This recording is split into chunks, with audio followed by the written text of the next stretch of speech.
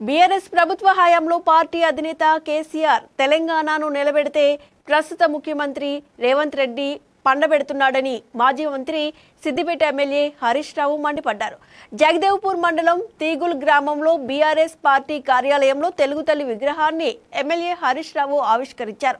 ఈ సందర్భంగా హరీష్ రావు మాట్లాడుతూ కాంగ్రెస్ ప్రభుత్వం వస్తే మార్పు తెస్తామని చెప్పి తెలంగాణ తల్లిని మార్చారన్నారు. కేసీఆర్ గుర్తులను మారుస్తామని కాంగ్రెస్ పార్టీ నేతలు చెబుతున్నారన్నారు. కేసీఆర్ చెప్పిన అభివృద్ధిని మారుస్తారా అంటూ ప్రభుత్వ నేతలను ఆయన సూటిగా ప్రశ్నించారు. రేవంత్ ప్రభుత్వం వచ్చాక ప్రజలు ఇబ్బందులు పడుతున్నారని ఆయన ఆవేదన వ్యక్తం చేశారు. బీఆర్ఎస్ హయాంలో కరెంట్ పోయేది కాదని, కానీ ప్రస్తుతం కరెంటు కోతలు ఉన్నాయని ఆయన గుర్తు చేశారు. ఆగస్టు 15వ తేదీలోగా రైతు రుణమాఫీ చేస్తానని యాదాద్రి దేవుడిపై సీఎం రేవంత్ రెడ్డి ఒట్టు వేశారని, అలా ఒట్టు వేసి దేవుడినే మోసం చేశారని మండిపడ్డారు.